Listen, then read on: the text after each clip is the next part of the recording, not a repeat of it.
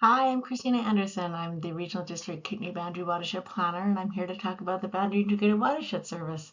Really looking forward to hearing about the many projects that are happening here in the Christina Lake area. Thank you so much for putting on this AGM and giving us all time to talk about some of the different projects that we've been involved in.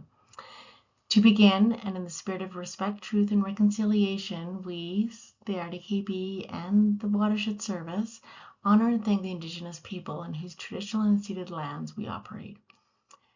We are grateful for the sharing of knowledge and skills as we work alongside Western science to strengthen and inform resilient and sustainable watersheds.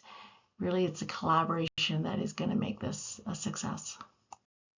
To start, the first thing we have to remember is that we are all living and playing in watersheds. We are all connected by watersheds, and what we do in our watershed impacts ecological, economical, and/or cultural components for others. Equally, we are impacted by what others are doing. Here's a look at a few of the watersheds in the Christina Lake region that they are part of. Columbia River, 2/3 of this watershed is located in Canada. The Kettle River, and the image to the right showing the Christina Lake watersheds, which contains smaller watersheds such as the Texas Creek and Sutherland Creek, making up that drainage. The Christina Lake area has experienced both periods of too much water and not enough. The BC Drought Portal, which is got the website on the top left there, is an easy site to use to help keep track of water levels throughout the watershed. The hydrographs at the bottom of the screen are both showing the same information. So they're both for the Kettle River near Laurier, but they are two different scales, linear and logarithmic. The right side, the logarithmic, is the preferred scale when monitoring for low flow conditions or drought. The black line represents the water level over a 7-day averaging system. So if you're looking at the black line on the right image, you can see that we are currently experiencing very low water levels, as it's showing in the red, so that minimum area, and not in the green, which would be a normal condition for that time of the year. So hopefully our fall rains will come soon, as these help bring moisture back into the ground, plus recharge our aquifers, which is needed before winter sets in. Water conservation and good water management needs to happen always. The blue image on the center shows so many of the different ways Boundary residents are already showing good water management practices.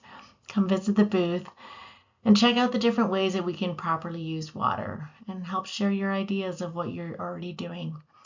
Maybe using water from rain barrels for your landscaping, planting drought-tolerant species, installing permeable walkways, and building structures away from the riparian area. There really is a lot we can do.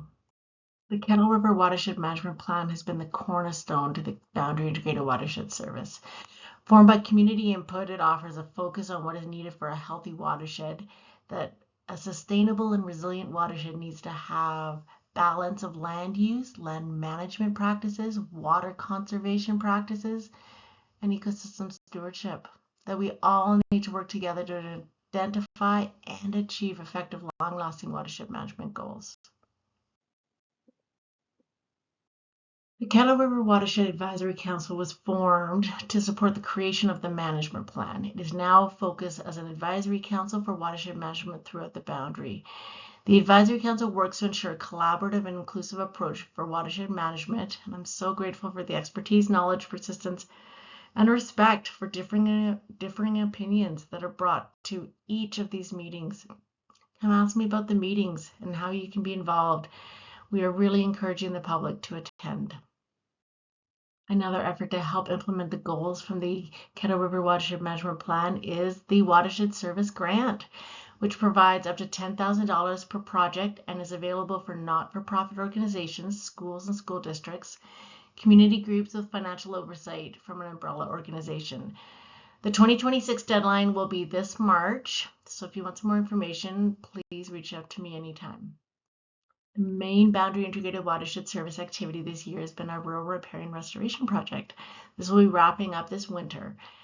This project has been fully funded by the Community Emergency Preparedness Fund offered by the province of BC. So a little bit about riparian areas before we go on. The riparian area, which is explained in the image to the bottom right, is that area between the land and water. So on that image is the area between water body and upland. It is characterized by unique soil and vegetation because of its influence by the presence of water so close. Although the riparian areas occupy a relatively small amount of area in a watershed, a healthy riparian area can support a high percentage of plants and animals, some say 70% or even higher, because of their rich biodiversity and natural resources, so with access to water, food, and shelter. Therefore, restoring riparian areas and habitats back to healthy landscapes is so important because of the benefits they provide for us and so many plants and animals. Riparian areas provide improved water quality by filtering pollutants, provide essential biodiversity support while maintaining ecosystem balance, which is so important right now as we experience a changing climate situation. The enhanced vegetation along waterways reduces erosion, stabilizes banks, and creates habitats for various species, aiding in climate resilience and ecological integrity. So, this rural riparian project has 3 components. Component 1, or Category 1, is a riparian mapping assessment along with a high-level review of important ecosystem services throughout the Boundary region. This work has been completed by Okanagan Nation Alliance.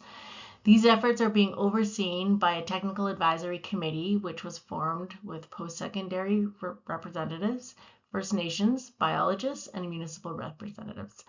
We are hoping to have draft maps ready for review early November.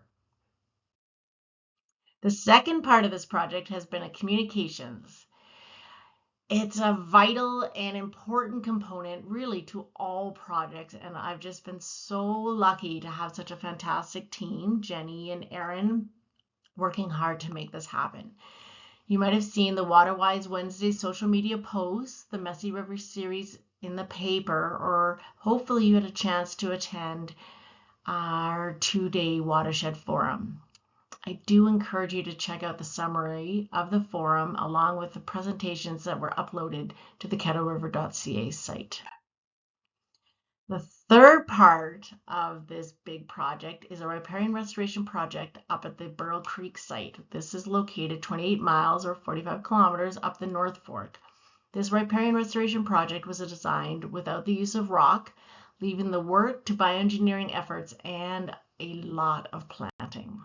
Reach out if you'd like some more information on these efforts. I would love to be able to give you a tour.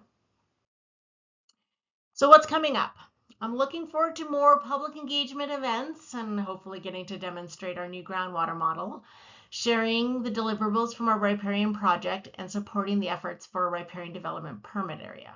We're still waiting to hear whether we were successful at a few different grants that were submitted.